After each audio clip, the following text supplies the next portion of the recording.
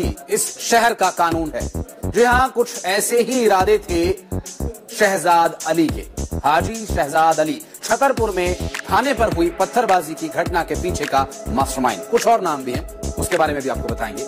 लेकिन उसकी हवेली, जिसके नाम सामने आने के बाद, जिसकी तस्वीर सामने आने के बाद चर्चा ये शुरू हुई कि आखिर ये हवेली जो 2017 से बननी शुरू हुई और अभी तक बनती ही चली जा रही है, और उसको तोड़ने के दौरान तक वहां कोई नहीं रह रहा था, सिर्फ निर्माण कार्य ही चल रहा था। और इतना समय होने के बाद भी इस हवेली में कोई रह क्यों नहीं रहा था? क्योंकि ये हवेली बॉलीवुड की फिल्म नरसिम्हा में जो विलन का किरदार था बाप जी, जिस हवेली में रहता था, उसी तरह की कुछ ये हवेली बनने वाली थी। और शहजाद अली पर आरोप यह है कि वो अपना वर्चस्व ही बाप जी जैसा रखना चाहता था और उसी की तरह वो हुकूमत पूरे शहर पर करना चाहता था। हालांकि इसमें जो नाम सामने आए हैं, जो पूरा विवाद सामने आया है, और उस वक्त तत्कालिक घटना किस तरह से घटित हुई, और इस पूरी कहानी के पीछे ये आलीशान हवेली या बंगला या कोठी, जो भी आप इसे कहना चाहें, इसके बनाने की वजह क्या थी, कितना खर्च इसमें आया और इसकी नींव किस तरह रखी गई, ये सब आपको बताएंगे। दरअसल साल 2017 से ये निर्माण शुरू हुआ और करीब करीब 10 करोड़ रुपए इस हवेली के निर्माण में अब तक लग चुके हैं। जानकारी जो अब तक मिली है, बताया जा रहा है कि 20,000 वर्ग फीट की जगह में ये हवेली बनाई जा रही थी। और इस हवेली के निर्माण के पीछे जो मकसद था हाजी शहजाद अली का, वो ये था कि वो फिल्म नरसिम्हा के विलेन बापजी जैसी हवेली बनाए और अपना वर्चस्व ही कुछ उस तरह का रखे कि जिस तरह बापजी ने उस फिल्म में डायलॉग मारा और पूरी फिल्म में जिस तरह का उसने अपना वर्चस्व बनाया कि बाप जी का फरमान ही इस शहर का कानून है। लेकिन अफसोस अब कर सकते हैं इस पर कि उनकी हवेली बनने से पहले ही धराशायी हो गई। और फिल्म में जो बापजी का हाल हुआ था, असल जिंदगी में क्या यहां भी वही परिणाम होगा? बहरहाल इन सब बातों को आने वाले काल के गाल में छोड़ देते हैं। लेकिन आपको बताते हैं जो पूरा विवाद शुरू हुआ इस कोठी, इस हवेली के इस तरह से बनाने के पीछे का जो कारण है वो तो मैंने आपको बताया।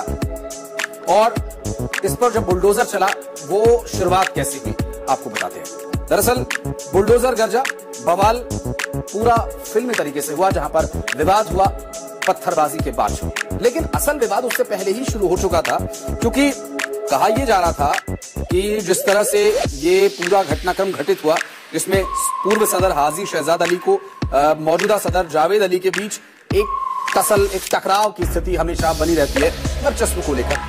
हर कोई चाहता है कि उसका वर्चस्व ज्यादा स्थापित, ज्यादा मजबूत हो। दरअसल मुस्लिमों का हिमायती बनने के लिए रामगिरी महाराज को आधार बनाया गया। एक गुट कलेक्टर के पास जा रहा था, तभी दूसरे ने पूरी भीड़ के साथ वहां पर पहुंचकर उसमें बीच बचाव किया और उपद्रव की साजिश को अंजाम दे डाला। पुलिस का एक्शन अभी भी जारी है। हालांकि बुलडोजर बवाल मचाने वालों के अवैध निर्माणों की तलाश कर रहा है और उन्हें ध्वस्त कर रहा है, जिसमें सो कॉल्ड बापजी की हवेली भी शामिल है, यानी हाजी शहजाद अली की हवेली अब धराशायी कर दी गई है। दरअसल हिंदू संत रामगिरी महाराज ने कई दिन पहले महाराष्ट्र में एक विवादित बयान दिया था। महाराष्ट्र में कई थानों में, कई जगह पर, कई शहरों में उनके नाम से FIR भी हुई और इस बयान को मुद्दा बनाकर मुस्लिम भीड़ को उकसाया गया, शहर का माहौल बिगाड़ने की कोशिश की गई और थाने को घेरकर प्रदर्शनकारी भीड़ ने वो हल्ला हंगामा और नारेबाजी की। अचानक ये भीड़ उग्र हो गई, पत्थरबाजी होने लगी, वो भी थाने पर, जिसमें थाना प्रभारी समेत कई सिपाही घायल भी हुए और पत्थरों की दे दनादन बारिश के बीच किसी तरह से उन्होंने अपनी जान बचाई।